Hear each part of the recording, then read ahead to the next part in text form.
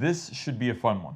Rudy, under no circumstances, recommends anybody, anywhere in the world, opens up any form of LGS in the 2024 business environment unless you have a large social media presence, you have tremendous amount of access to capital, minimum of $100,000, and you essentially feel like working so many hours that your actual payment to yourself is left to the minimum wage, and you like to incur extreme amounts of risk for mediocre return, and you're going to convert your entire hobby and passion for trading cards will go out the window, and you will strictly look at everything as business and dollar signs, and you will literally slowly evolve into a taco eating Rudy if you accept all those risks and you decide, I like to make volatile choices with my life, then maybe a card store is for you.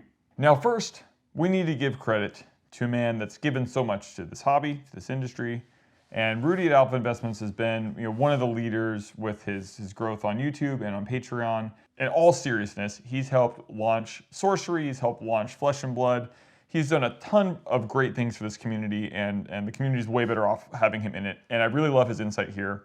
And his opinion on opening game stores in 2024 is pretty much spot on. There's only information I'd like to enhance or add. Some alternative opinions on how we both view risk in this space. I opened my first local game store in 2015. I have 3 currently in Southern California, in Lake Forest, Oceanside, and in Fountain Valley. And I've been doing that for, we'll be at 9 years in September. Opening and scaling local game stores is a passion of mine.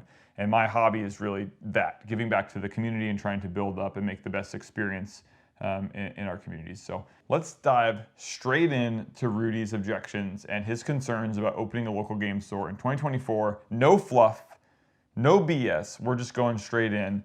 And number one, Rudy's opinion is that you need to have a large social media presence before going into opening a local game store, in addition to these other things that we're going to cover. And I just don't think that that's 100% accurate. I think he's really speaking from experience because he's done that through his business with YouTube and Patreon, and that's worked out really well for him. If a viewer was looking at Rudy's video and said, "Oh, I don't have that. I don't have a large social media audience, so I'm not going to open a game store," I think that narrative should be adjusted. The cost of advertising in this industry is so low, and you can select a specific targeted area, select certain interests like Pokemon or Magic the Gathering, and set a budget for yourself when you're opening a store, and slowly build that social media audience over time. It's not something you need to walk into and have. Let's get into capital. So Rudy said you need to have a minimum of at least $100,000 to open a local game store, and I disagree. So I think there's a few different ways you can on-ramp into this, and I was talking to someone that was asking for my opinion on opening a local game store out of country. They were looking at opening a game store and talking about, oh, it costs so much, this costs so much, furniture, signage. They had a vision in their mind of what they wanted their perfect game store to look like, what they really wanted it to be.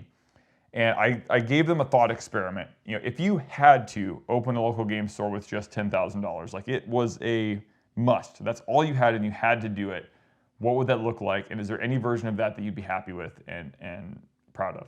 And then additionally, at $50,000 and $100,000 or whatever those price points are, what versions of those could work for you, and try to build a business plan or a thought experiment around if that could work. Some of the ways I would solve this capital problem of not having $100,000. So one, I would have a full-time job and plan on working that full-time job for 2 or 3 years while you're starting your business. You need to have cash flow coming in to supplement the fact that the business is going to struggle in the beginning. Any business, any retail business is going to struggle in the first few years, and having a full-time job to supplement that is going to be the way to do it. Make sure to have revenue before you go retail. So this industry is completely also online. So with TCG Player and access to going to places like flea markets or garage sales, and you can buy and sell trading cards and toys and games and all sorts of things, and do all that through eBay and TCG Player, and build through OfferUp.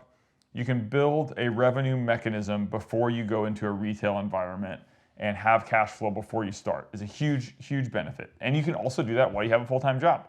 That's the side hustle game that you play until you build up that nest egg of capital before you go into retail. Eventually, over time, after a couple of years, or maybe even sooner than that, you can develop lines of credit for either zero interest or low interest. That's going to help you scale faster over time and go from that $10,000 store that you dreamed of to maybe that $50,000 store that has a little bit more bells and whistles. And that's really how I solve the capital problem. And having capital doesn't actually completely solve everything.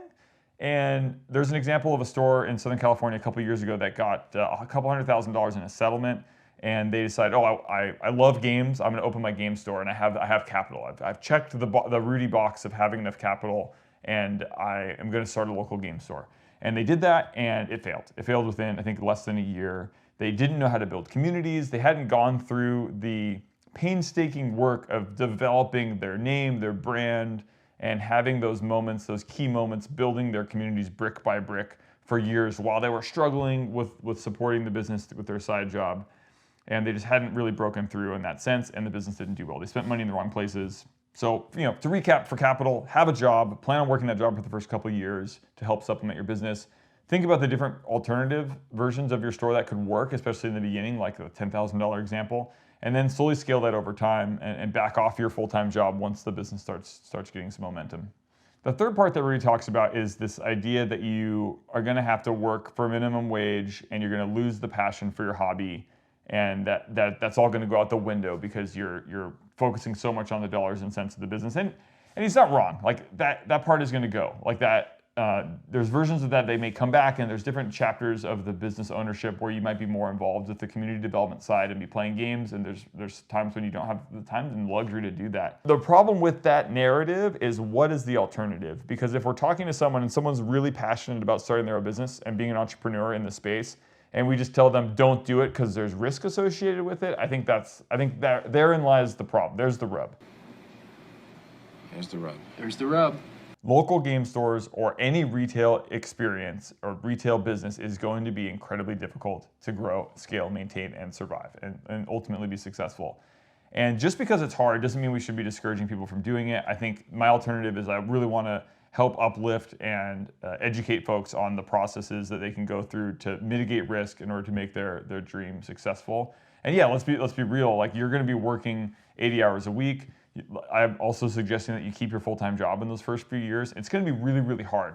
But the alternative is that you work at your cubicle, at your day job now, working for someone else, and you have a ceiling on what your 10% raise is going to be every year, and you're not going to break out of that mold. Like the folks that are potentially watching this video thinking about opening a local game store, their life is in this bucket, and their cap is really based on how well their company does. And if you want to step out of that and open your own business, and you're looking at a local game store as an option, you're probably willing to say, yeah, I am going to work. I'm actually okay working 80 hours a week on my own company that I'm starting because I believe in working for myself, and I feel like that can be successful. And I'd rather have that be successful in 5 years, 6 years from putting in all this time and effort than working for someone else and being stuck in this job for that period of time. So, to recap here, having a large social media presence isn't necessary. The cost of advertising is really low to help you scale and grow your LGS. Having a tremendous amount of capital doesn't really solve the problems and the struggles that you'll have with community building. Having revenue before you open a retail store, keeping your day job and supplementing the business with your steady stream of income, working long hours, like those things are going to have to happen. But I don't think it's something that you should avoid just because it's difficult. I think it's something that if you're really excited about doing, you should reach out, and I'd love to help you out along the way. My plan is to have a free course on YouTube that goes over from start to finish, picking a name to opening your store and that process. Appreciate you sticking till the end. It's been a lot of fun talking about this, and appreciate my friend that suggested that I respond to the narrative that Rudy has said about not opening a local game store, and I feel like a lot of his opinions come from experience, and I don't really disagree with his sentiment on it. And it is it can be at times a pretty brutal industry, but I don't want to miss the fact that there is still opportunity to make a meaningful impact on your community and have a business that works for your family, despite the fact that it's hard. So anyways, thanks for sticking to the end. I appreciate your time, and we'll see you guys at the shop.